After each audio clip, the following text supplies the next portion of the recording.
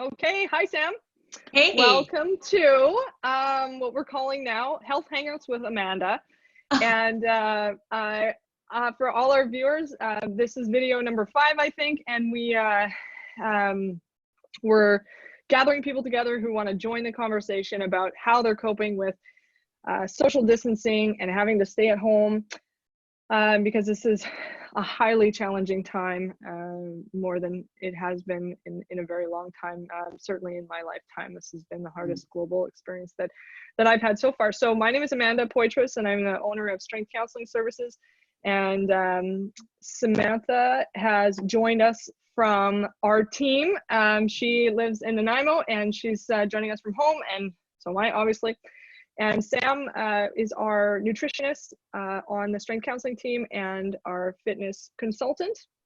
And so I've invited Sam to be here today so she can talk about just what she's doing to cope with what's happening, how she's supporting herself and her family, and what she's doing for the community.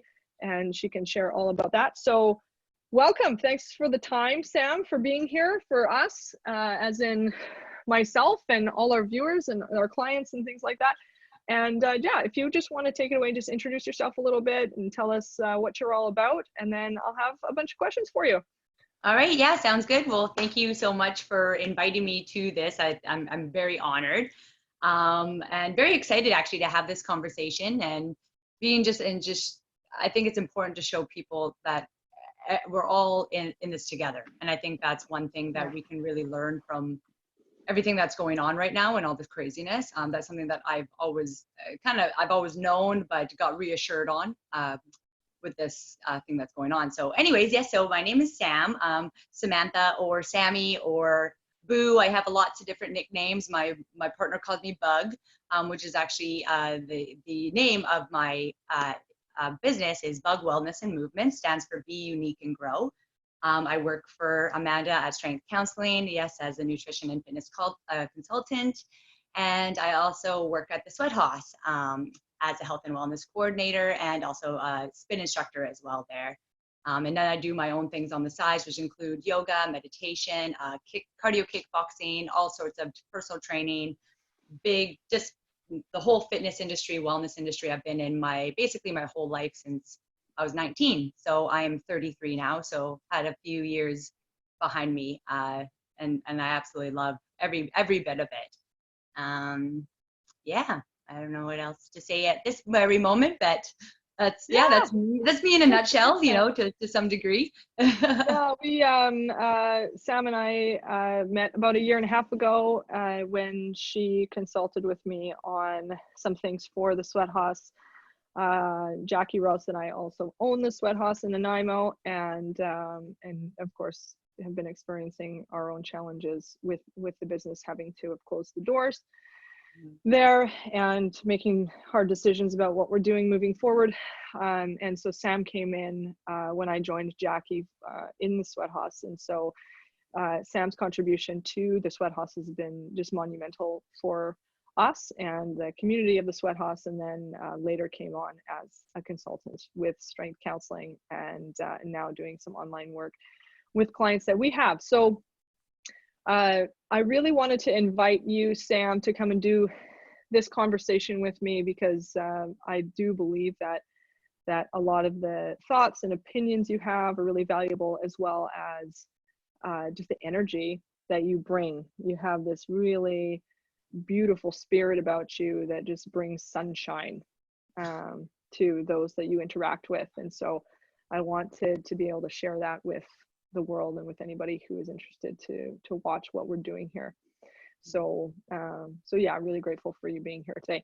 I'm hoping that we can just start out with just talking just generally in a casual way about like what's happening for you around the social isolation and the mandates imposed by the government on us to stay at home, how you're coping with that, and of course, like how you're supporting yourself, your family, your loved ones, others around you, and the community. Yeah, I'll tell you, it's been definitely a surreal experience. I was at one of the studios that I also work at when this whole thing kind of took place. And the gyms, of course, studios and just big time gyms, of course, were the first things to shut down. So that was the first week when that happened. So that was almost 3 weeks ago now that happened, was really, I didn't even know what to say. I couldn't put into words of how I felt. There was a lot of just the unknown, the uncertainty was hitting pretty hard of financial income. Where was I going to be getting that? Because most of my incomes comes from going to studios and being with people and touching people when I'm personal training. And how am I supposed to bring that when I can't see them and when I can't touch somebody or even come even remotely close to them? So that was really hitting me hard. And I was thinking about my mom a lot, because she was going to be moving here. And so the first week was really hard. I didn't know if she'd be able to make it or not. And this is something that she's been working towards for the last year or two, or if even more of her life. You know, my sister moved out to Victoria a while back. Actually, she moved to Vancouver back when she was 24. Oh my goodness, that was like 12 or 14 years ago now. So I know my mom has been wanting to get out here for a long time. So it was breaking my heart to even think that she couldn't. And I didn't know what would happen to her. She was telling me that she would have no place to go if that were to happen, just because of this craziness. Like, so her sister that she was going to be possibly staying with, she lives with a person that has an autoimmune disorder, so she wouldn't have been able to go there, and she just wouldn't have had a place to go. And so it was just really scary at that time. So every morning I was waking up and just not right, just feeling sad, just really in grieving, you know. Didn't have a lot to say to my partner, was on edge for sure with him. And luckily he is such a supportive man, and I'm very, very grateful to have him, because he understood and he just saw me through it and let me cry, and just kind of let me have it out. He knew I wasn't being serious when I would get mad at something so simple, right? Like, you know, like, oh, you didn't help me do this one dish on the dishes, you know, like what are you doing? Sure. Yeah, so that first week was definitely, and going into a couple more days after that. But I think what has settled in, not only within my own heart, but also along, and at least in Nanaimo, I've seen it where people have come to accept what's happening right now, and doing what they can about it, and just trying to get into a new routine, because it's a new normal now, right? We don't have our old normal anymore. It's a new normal, and that's something that changes, especially when it's not you initiating the change, when it's out of our control. That's when we try to get more in control, because it's so out of our control. But we really have to take these moments to okay, we can't control that. I can't control that. But what can I control, and what can I do about this right now? And how can I keep spreading? And in my case, I believe in spreading love, and spreading, you know, that we are all connected and that we are all in this together. So how can I do that? Right? And putting everything else aside, I can't control what's going on out there. So what can I do while still abiding to the rules? And they're very simple rules. Stay at home, don't come close to people. And, you know, and it hurts my heart as well, just to even think about the smaller businesses out there, what they will be doing. And after this, and how the economy might look, it is a scary thought. But what I also realize is that I cannot put myself into that frame of mind where I'm always thinking of suffering, because I truly believe that we are what we think. So if we think suffering, then we will suffer.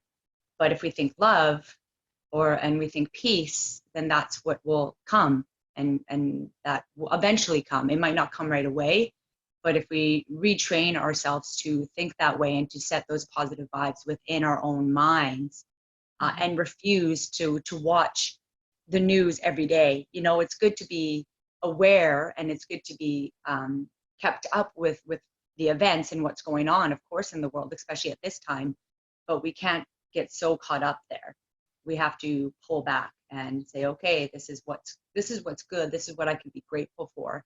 And that's what I've been really just trying to work on every day, meditating every day, making sure I get my exercise in. The first week I didn't get my exercise in, and that is like crazy for me. Like mental, like super mental. So I knew something was wrong when I didn't even feel motivated to do anything, right, physically. But yeah, just kind of kicked my own ass and got myself back into gear, and this is what I have to do now, and try to support those around me to do the same. So that's what I've been spending most of my time doing, is doing Zoom meetings just like this. I think that the Zoom, it's so incredible that we have technology that we can do this. Like, could you imagine? Like back in the day, if this were to happen, like in my mom's era. And it did in 1918. It did happen, right? And they didn't have anything like this.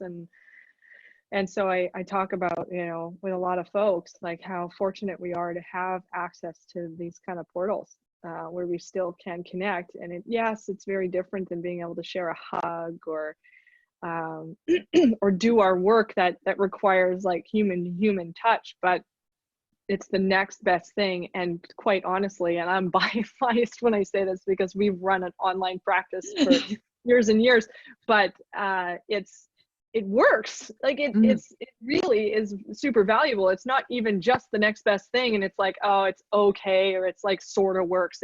It really does work. And now the world is kind of seeing the value in connecting digitally when we're not allowed to connect socially really anymore right now. I mean, that will change it at some point in the future, but right now we can't. So yeah, so I agree with that. And I love that it's available because we are so fortunate for that.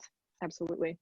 Yeah. And it's been actually a big learning curve for me because I am such a personable person. I love the one-on-one, the group setting, the touch, the high fives, all that really connection. So that was a really big part of it too for me, was losing that. And I'm like one of the biggest extroverts out there, that I need to be around people to feel good. And when it's not that I can't be by myself, but I gain my energy from other people, right? So that's very important to me, but I didn't think that this was going to be enough, like the digital thing. But the more that I've been doing it, and the more that I've been breaking out of that comfort zone, the more I realize, like you say, it works. I feel fulfilled after. Not that I don't need to see anybody personally, like, in touch. That's very important. But this suffices. I don't think and being my age and well, you, Amanda, and me, we're about the same age. Like I've been so used to texting all the time that phone calls for me were not really, didn't really do it. Like, you didn't really talk on the phone. You saw people in person, and you texted them, or you emailed, or you Facebooked, or whatever, right? So, but this has also been really good to break me out of that mold too. I've had some amazing and beautiful conversations with my friends and my family on the phone and through Zoom and through video messenger, and it's been really nice. I actually, you know that my sister, she held a little cocktail party for her birthday, March 25th. Aww. And I was invited, and one of her other friends, and my mom, and it was just a small little thing, and it was actually so great. I dressed up in a cocktail dress. I had my Prosecco. Wonderful. So we made the effort, and we ended up chatting for about 2 hours, and it was really beautiful. And I had a dinner date with a couple of my friends. Me and my partner, Millsy, or Wayne. I like to call him Millsy because it sounds better. That's his last name is Mills. So Millsy, there you go. Wayne Mills. But yeah, we had a double date with two good friends of ours, and we actually made the same soup. Right? She put out a recipe, and it was, oh my God, it was such a good soup. It was just so good. And we just ate and we talked, and we, like it was really good. So another 2 hours was killed there, and yeah, it was. So it's through all of the sadness and the grief, there's also been some pretty beautiful things that come out of this. I feel like a lot of people have more time to just sit and talk. Like time that we may not have had before because we were running out the door, or we were, working 12-hour days, like I've been known to do. Like for me, having this time is really beautiful and quite a gift, and it's teaching me how to rewrite a different way of living, right? Sam, you had mentioned a few minutes ago about not feeling motivated. Like you said, in that first week, you weren't motivated. And this is a theme that's coming up for a lot of folks that, excuse me, that I'm talking to. There's heightened anxiety, and that can become really overwhelming for people. And then they just say, I can't deal with this, and I'm just going to do nothing as a result of that. And then what we see is a perpetuation of what we can call mild depression, or falling into depressive cycles, and just not being able to find that motivation. And what I find, where I have found in my years of clinical experience as well as in my own life, is that when we do lay on the couch and we binge watch Netflix or crave or whatever it is, we kind of teach our brains that they don't have to engage in any other way. And so it's easier to just do that all day and then fall asleep and then do that again all day the next day. And what we end up feeling is really low as a result of that. And so my question for you really is just from your personal experience, and I'm talking like not just your experience of being home in the last 3 weeks, but also your experience as a fitness instructor and consultant and a nutritionist. Like if you have guidance or advice for people about how they can, like the importance of accessing motivation and how they might do that, and the importance of eating well, and the importance of moving our bodies, even if it is in our bedroom at our house, or whatever. If you can speak to that, that'd be great. Yeah, of course. Actually, there's an analogy that I can use right away here.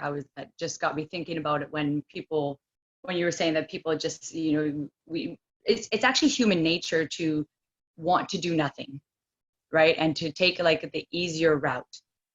So just by sitting on creatures of comfort. Creatures of comfort, yeah. Right? Yeah, that's sure. exactly what we are. But so I know this is kind of but it's really interesting. I forget what the creature is actually called, but there's a creature. It's kind of almost like a sea cucumber in a way, that's in the ocean, and it floats around and it moves and it's doing all this thing, and then it gets to its home. Right, so it makes a home, and I think it attaches itself to a piece of coral, or it's something like that. But it stays there for the remainder of its life. But the remainder of its life actually isn't that much longer, because what ends up happening, it stays there, it stays stagnant, it doesn't move ever again. And what ends up happening is that it ends up eating itself. Like it ends up like the brain, I think, is the first thing to get eaten away. And so it's an analogy for us to keep moving, because that's exactly what ends up happening, but just in a different way with us. Like his like actually literally eats himself away, like the creature. But with us, it's more of we eat our life away, right? We actually become stiff, stagnant, very monotone. We become like we settle. It's almost like we get into the couch, and it's like you mold yourself there.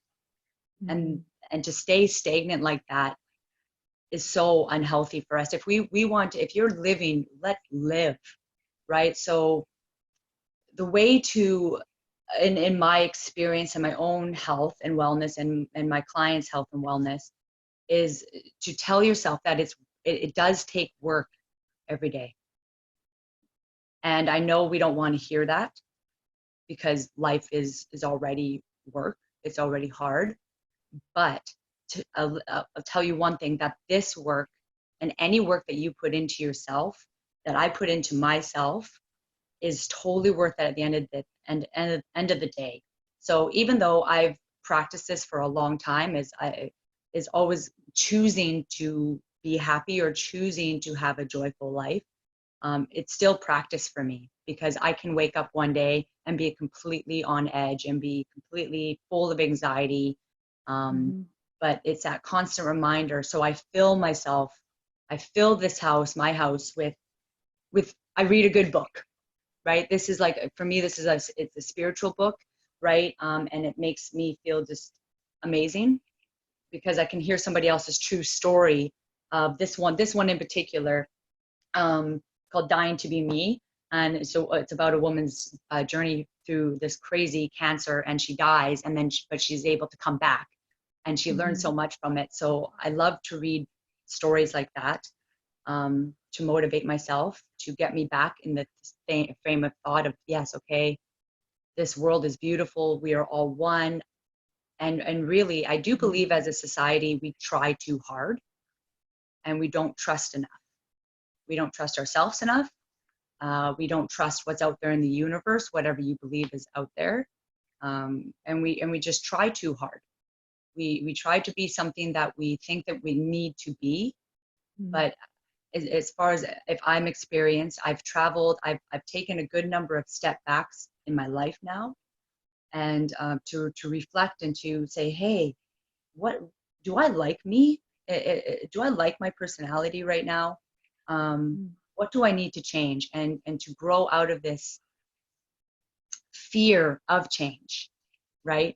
Because we do have control of being able to, just because we said we are going to do something doesn't mean that it's actually right to continue to do it.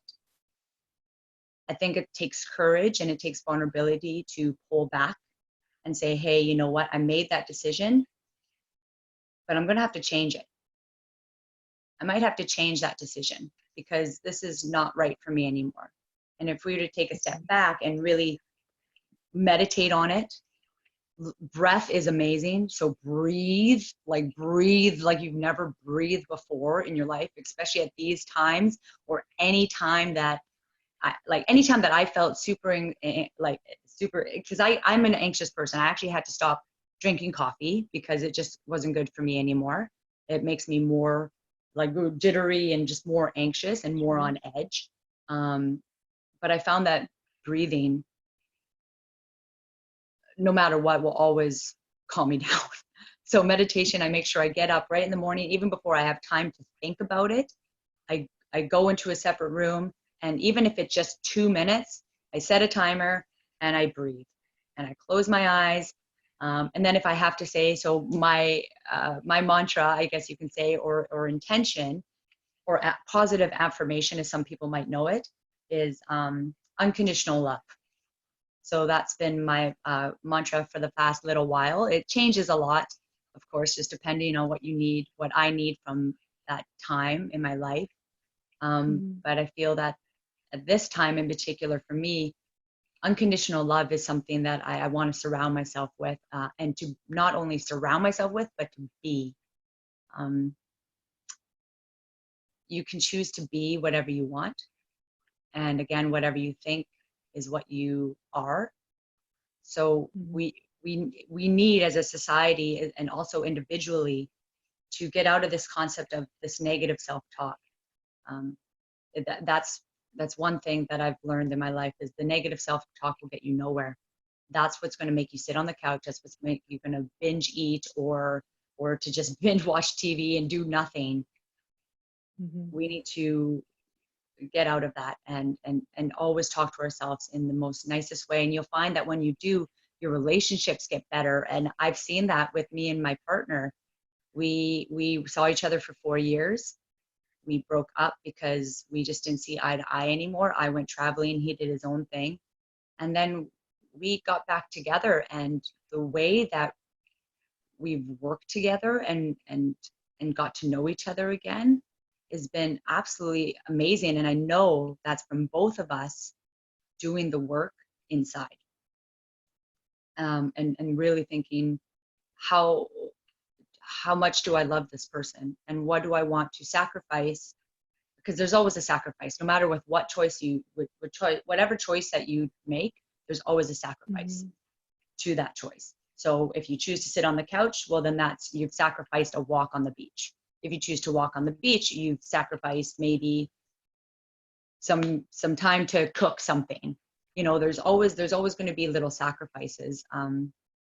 So that's what I found with my partner, is we've actually built this beautiful relationship from each of us going inside and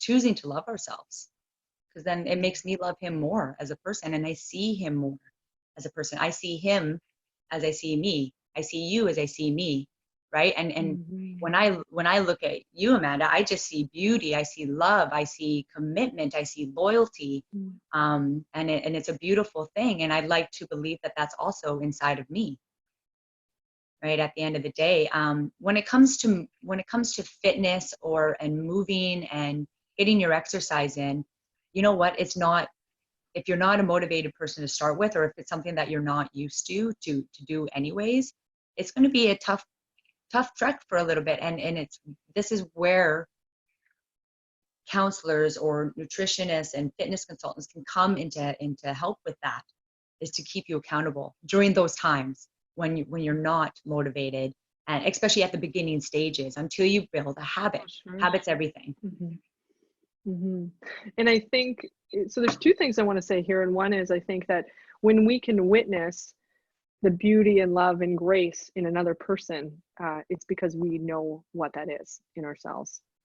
And so I really want to support what you're saying around loving ourselves and recognizing that we are one with everyone around us.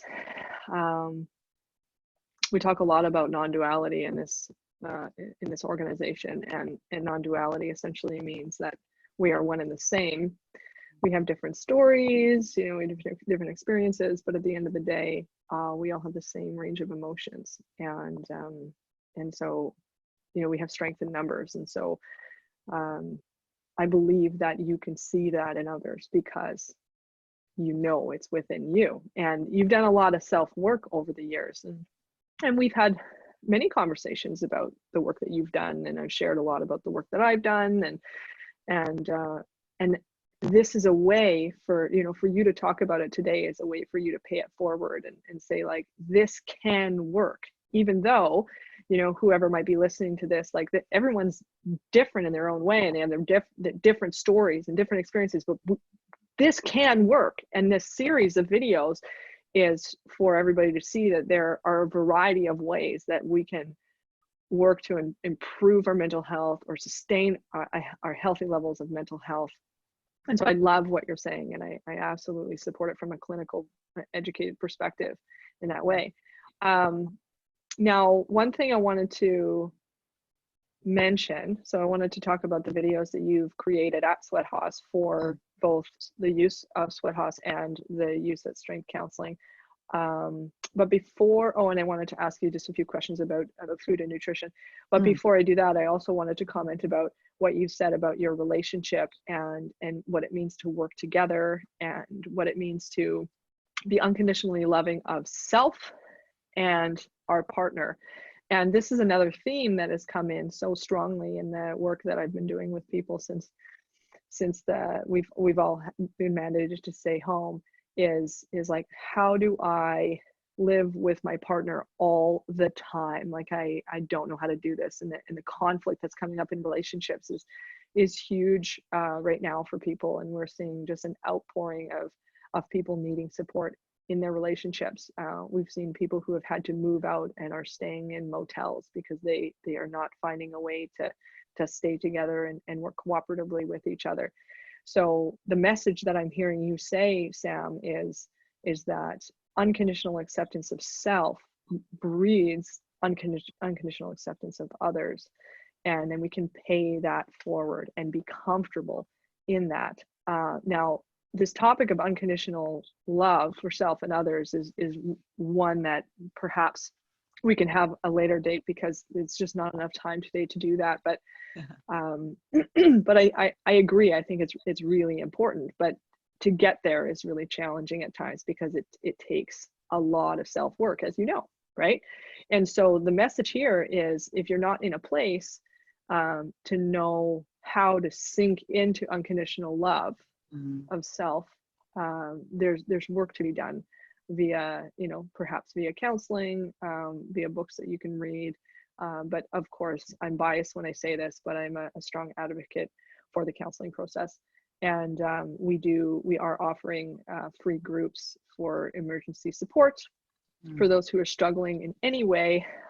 If, you know, we're posting these things on Facebook and sending emails out. If anybody is interested in attending one of those groups, you can just email me and I'll sign you up. And then these video chats are, I'm hoping, are really valuable for our viewers, so they can see what everybody is doing to be supportive of their own mental health. So before we go to wrap up here, I wanted to just talk a bit about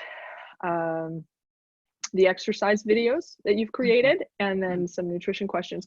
So Sam, I think you talked about creating 6 videos for us, and so I'm not sure if you've done all of that or the majority of that at this point, but these videos are going to be featured on our strength counseling page, and then on our Sweat House cycling studio page also. And I'm just curious, you know, what that's been like for you to give back to the community and create these videos for other people to be able to exercise from home. Awesome. Yeah. To be honest, it's like I was saying before, since this whole online thing is quite new for me, since I've been so interactive with people my whole life. It's been a learning curve for sure. To be on camera instead of in a group setting, that's been very different. But it's been fun, actually. I was during my time of uncertainty and not feeling the best, I really didn't look forward to the videos. I knew that it would be good for me to do them, and I wanted to come forward because this is what I do exceptionally well, and I wanted to share with others. But so, yeah, you know, I kind of had to wrap my head around, okay, like, you know, it's okay, just be yourself and put yourself out there and do your thing on the internet, right? Which is a scary thing, I think, because, you know, so many people can access it. The whole Once world. it's out there, it's out there. It's out there. It's out there forever, right? You can't take it back. It's not like you've just, you know, been in front of a couple of people and it's like, oh, whatever, they'll forget about it, and, you know, whatever. You're out there forever. So that experience has been very, it's been a learning curve, but it's been a very good experience. I'm getting more and more comfortable in front of the camera, which has been excellent.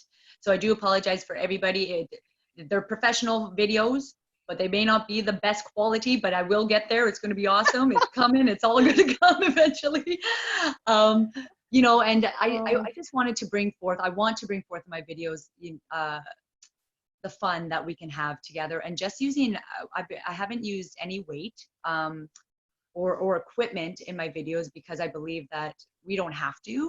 I'm not a huge fan of lifting weight to begin with, just because I love using my own body. I think it's such a special tool, and you can develop so much strength. And I just believe that mobility can be gained so much faster through just using body weight exercises. So that's what I'm bringing forth in the videos there.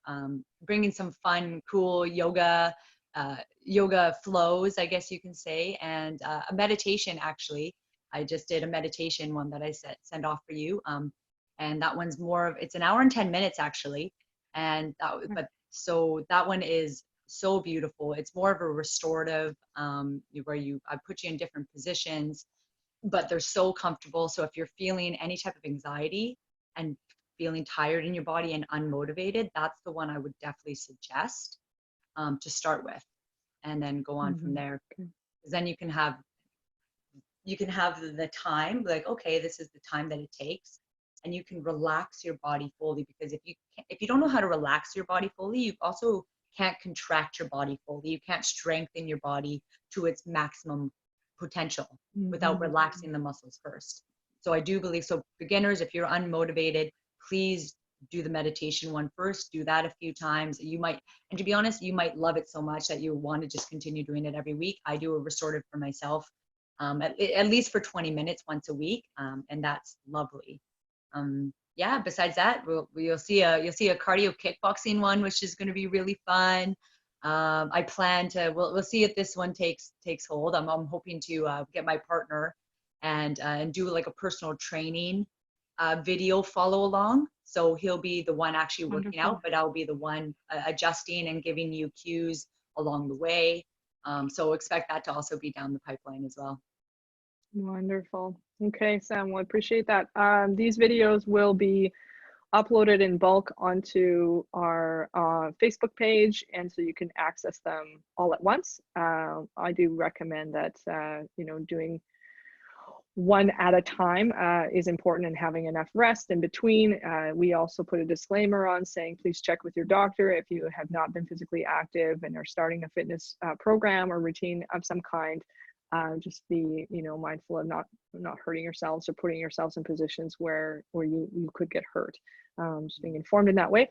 And then Sam, one of the last questions I have for you is about nutrition and diet. And what we're finding is that, you know, a lot of people are, well, there's groups of people who are overeating, and they're bored, and so they, you know, when we can go to the grocery store and get some food, and so we're doing a lot of overeating and sitting around. So we've already talked about the, you know, some of the benefits of being physically active while at home, but then there's this issue of overeating. Some people are under eating because they're falling into depression, or if some people are struggling with addiction of various kinds. I just guess I'm wondering for you if you have any advice as a nutritionist for people who are struggling around food and are not finding the ease of you know, eating 3 square meals a day or whatever you would recommend. So any thoughts on that? When it comes to nutrition, as well as of course exercise, it all is habit based. So we've built up habits in our life around food, based on maybe some trauma that we've had in the past, or just what we've been taught by our parents, or from their parents, and so on and so forth, right? We have this embedded habit. So what I would suggest is pick a habit, pick something that's going to be very easy to change, and start with that. So for me, like I was saying earlier, I stopped coffee, right? So for me, that was actually easy to do, because I realized of how bad it was for me on the inside, and I realized how good that made me feel. And I really didn't need coffee to begin with. I'm a pretty high energy person anyways. It was like, why was I drinking coffee? Okay, I'm going to start with that habit, because that's not good for me anymore, and I understand that. So that was an easy habit. Now that I've been doing that, I'm personally trying to, like, because as humans, we love sugar, and not that I eat a lot, because I know that it's not the best for us anyways, but I'm also trying to take that upon myself to even limit that even more, especially when we're just in these conditions right now of being isolated. Sugar does not make us feel good. It puts us down more mentally. It fogs our brain.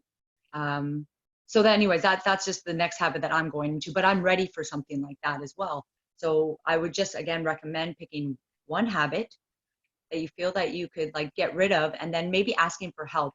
And I don't mind, especially during this time, to provide some free advice for people who need that in this time. If they're unsure, they just want to ask a couple questions, that is 100%, I am 100% open to doing that, because this is not going to be an easy time to change habits by yourself. Beautiful.